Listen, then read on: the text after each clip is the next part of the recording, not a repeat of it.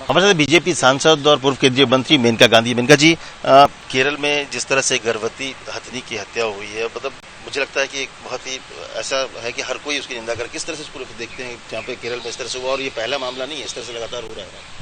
जी, सबसे पहले हम ले लें मल्लापुरम देश का सबसे डिस्टर्ब्ड, सबसे वायलेंट डिस्ट्रिक्ट है, और वहाँ रोज औरत पर, बच्चों पर, पॉलिटिकल ओपोनेंट्स पर हमला होता है। मल्लापुरम में कोई अंकुश नहीं है कि वो शराफत से जिंदगी अपनी बिताए।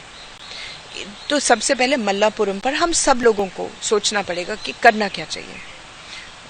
दूसरी बात यह है कि केरल को सोचना पड़ेगा कि ये क्यों हुआ। 3 महीने पहले उन्होंने इजाज़त दी कि बम बनाए जा सकते थे जंगली सुअर को मारने के लिए। जंगली सुअर को आप कोई मारे नहीं, क्योंकि बम के अंदर कॉर्डाइट होता है। जंगली सुअर की जो सूंघ है वो दूर दूर से सूंघ सकता है, तो उसने तो कुछ करना नहीं है। लेकिन उसकी जगह में अगर कोई और भूखा जानवर उठाए तो वो तो गया मर। अभी आपने देखा होगा कि पिछले हफ्ते वो केरला में इसी जैसे हथनी मरी है, वैसे ही कोल्लम में, मल्लापुरम के बगल में जो कोल्लम है, वो एक हाथी ने उठा लिया था, मुंह में डाल दिया था वही बम, और उसका मुंह फट गया था, वो भी मर गया। आपके खुद के डीएफ ने बोला है। अब देखेंगे कितने हाथी मरते हैं इन बमों से। तो सबसे पहले ये बम जंगली सुअर के ऊपर वार करना बंद कर दो। दूसरा, ये हाथियों का जो लोग हैं उनको इंश्योर करते हैं, प्राइवेट ओनरशिप वहाँ खुलेआम है। केरला के सारी हाथी ज़्यादातर मर गए हैं। ये अब स्मगलिंग कर रहे हैं, पूरे देश को खाली कर रहे हैं। उड़ीसा, बिहार, असम से हाथी लाए जाते हैं और उनको रातों रात सरकार इजाज़त देती। 290 बिना लाइसेंस के हाथी घूम रहे हैं। सुप्रीम कोर्ट ने ऑर्डर दिया था कि सबको माइक्रोचिप करके लाइसेंस मिलना चाहिए। केरला सरकार ने कहा हम नहीं करेंगे। क्या करोगे? तो इसका मतलब है कि बाहर के आए हुए हाथी, क्योंकि अगर वो माइक्रोचिप के लिए इजाज़त देते तो पता चलता कि वो हाथी कहाँ से आए।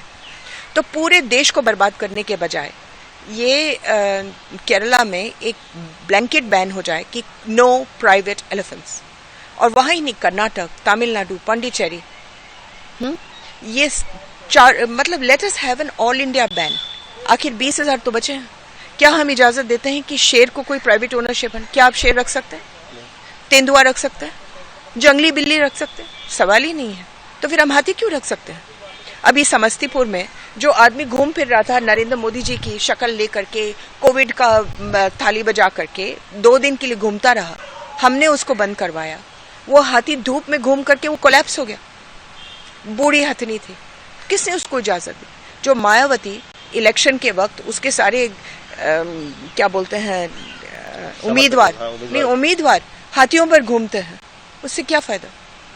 नहीं, केरल की जो सरकार है उसकी अपनी दलील है कि भाई वो तो हमने हाथी को जबरदस्ती नहीं मारा, वो सुअर भगाने के लिए कर रहे थे, तो उस चक्कर में उसको जबरदस्ती नहीं मारा, उसके मुंह में नहीं डाला अनानास, मुंह में तो डाला ना, उसने अपने आप तो नहीं उठाया अपने सूंड से।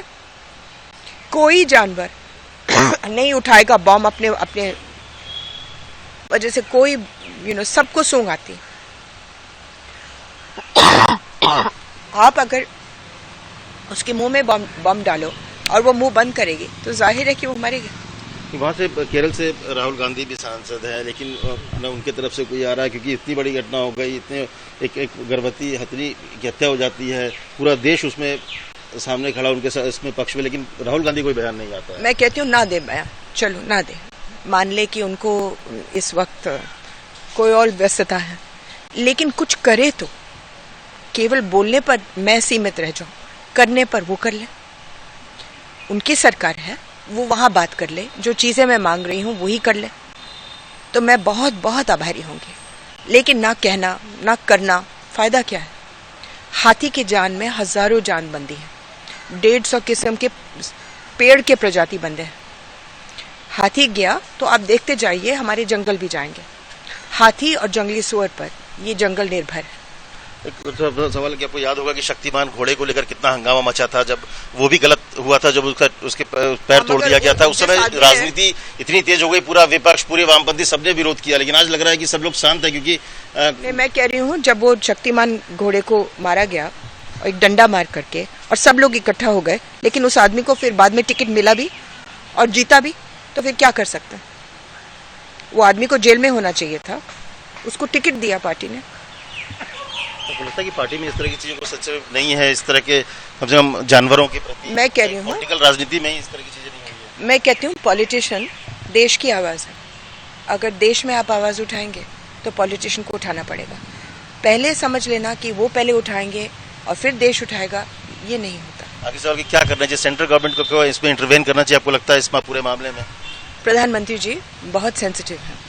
अगर उनको बार बार हम लोग देश के लोग आवाज़ उठाएं तो मुझे यकीन है कि वो एक तो प्राइवेट ओनरशिप हाथियों का बंद कर दें, दूसरा रेस्क्यू सेंटर्स बनाएं, तीसरा ये वर्मिन का मामला ख़त्म करें, चौथा मल्लापुरम के बम फैक्ट्रीज को बंद करवाएं,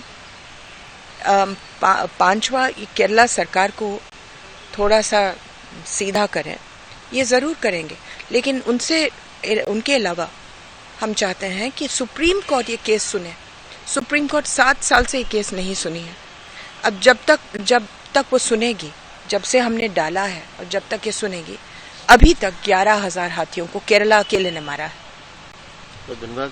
साफ तौर पे मेनका गांधी जी का कहना है कि जो चीजें हो रही उसमें स्टेट गवर्नमेंट को भी एक्शन लेना चाहिए और सबसे बड़ी सेंट्रल गवर्नमेंट को भी इंटरवेन करना चाहिए, क्योंकि एक हाथी सिर्फ एक हाथी की जान नहीं, बल्कि उससे पूरा पर्यावरण और बहुत सारी चीजें जुड़ी होती है। और ऐसे में कम से कम लोग राजनीति ना करें और तमाम लोग उनके पक्ष में खड़े और कैसे हाथियों की जान बचानी है इसको लेकर सबको सोचना चाहिए, कहना है मेनका गांधी का।